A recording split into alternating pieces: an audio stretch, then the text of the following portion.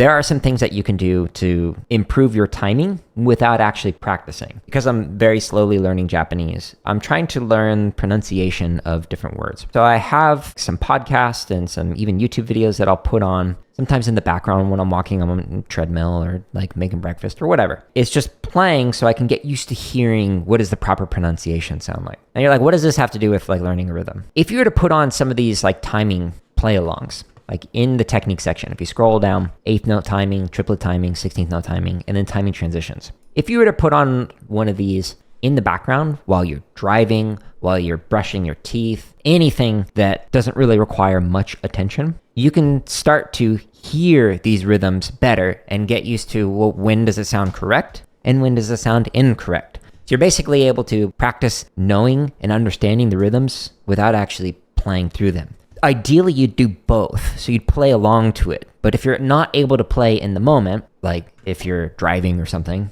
you can just like put it on in your car or on the bus or subway, whatever, chikotetsu.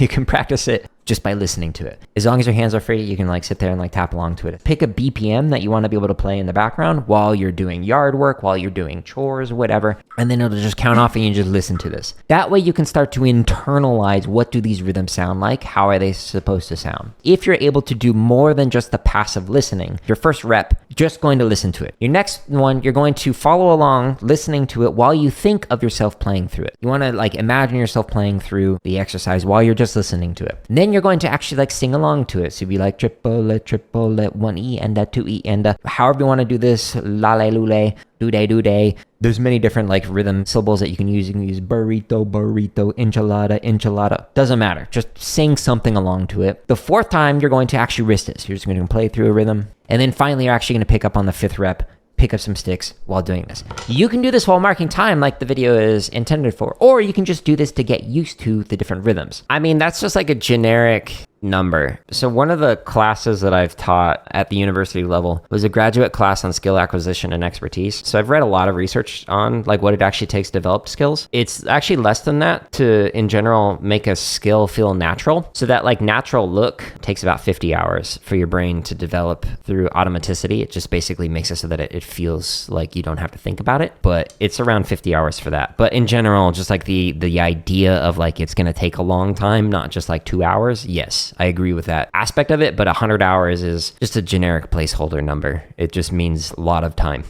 is really all that means. The way that brains learn skills, it's like repetitive motions over time. Basically, when you keep firing the same neurons over and over, it makes your brain go, oh, this thing is important. Let's try and refine those neural firings to make it so that it is more consistent and better timing, etc. It does this thing called myelinating. Basically strengthens the connections in your brain to make it so that when you are drumming, it's easier for you to do whatever that thing is that you are practicing. But the opposite happens when you stop practicing. So if you spend a few months or a few years not practicing, the myelination actually goes away. So your brain kind of prunes itself. So it gets rid of neural connections that it no longer needs. It goes, oh, this thing that was important, it's not really important anymore. So we don't really need to have those pathways strengthened. We're instead going to focus our resources in other areas. So your neural connections have kind of diminished over time. You might still have kind of a weaker connection there as opposed to no connection, but it's not going to be as strong as it used to be. That's totally normal. To get back into it, all you got to do is just like practice. Just keep working on it over time. The problem is that you're saying that you don't really have a lot of time because you're in university. Totally get that. So what I like to do in those moments, those seasons of life where it's hard, is trying to set aside time specifically dedicated to improving something. If you have like, let's say an hour a day, or maybe it's only an hour a week, go into it with a goal, a very focused, this is what I want to improve today.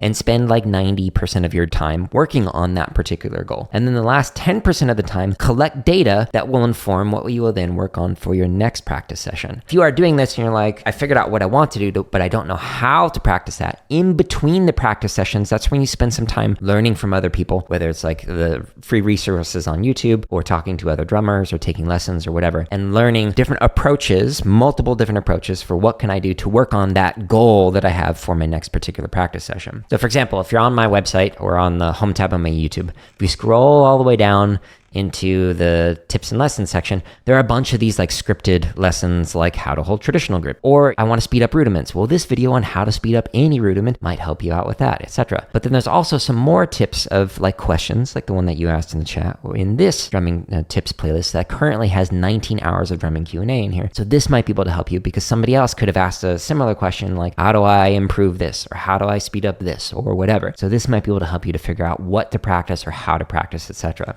If you get to a point where you are spending that 90% of your time and it feels like it's like not improving and it's a very specific thing, you can come back into either a video or into these live streams and ask a follow-up question and be like, hey, I've been working on my flams, but my grace note stays high. How do I improve that? Or whatever it is, etc. But these resources that are either on my website, which is linked at the top of the screen, or on my home tab of YouTube, if you scroll all the way down past all these thousands of play-alongs, are found inside of this tips and lessons section. The most important thing that you're going to do as a drummer is learn how to combat the things that are trying to take your attention away from actually improving. The hardest part is not actually practicing as a drummer. The hardest part is actually getting the time to practice because you have all these things trying to fight for your attention to make it so that you're like, oh, you want to see this thing over here that's a bunch of drama, right? Oh, you want to see this attractive person over here, right? That's something that we should pay attention to. All that is taking away your time from actually sitting down and being able to practice. So if you can figure out ways to combat that, then you can make it so that you have more practice time and you can actually get more done throughout the day. I highly recommend taking a look at this. This is drumming tip number 136. It has a ton of information on like ways that you can get more time during the day to actually be able to practice more. Timestamps in the description.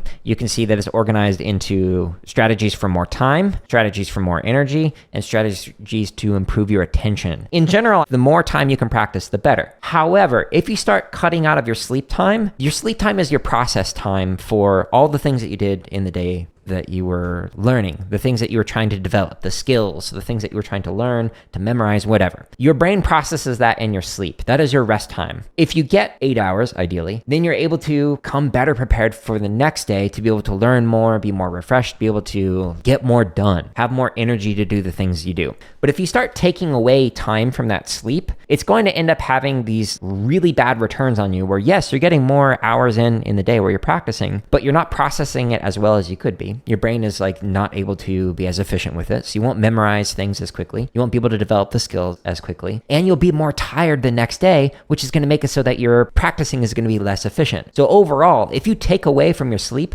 that has a profoundly negative impact on your like skill development over time. So yes, you could do that every now and then, and it's not going to completely ruin your gains, mentally speaking. But if you keep doing that every day, where you're like, okay, I'm going to get 6 hours of sleep instead of 7, or 7 hours instead of 8, it is going to have a negative impact on you in the long run. And you might not notice it until like a year from now or 2 years from now, or when you like make a shift and you actually start getting more sleep and you're like, oh wow, I'm more focused when I'm practicing. I'm able to get more done. I'm able to stay focused for an entire hour straight and get a lot more done in that hour than if I spent like 2 or 3 hours when I'm tired and trying to practice. So I highly recommend focusing on your sleep.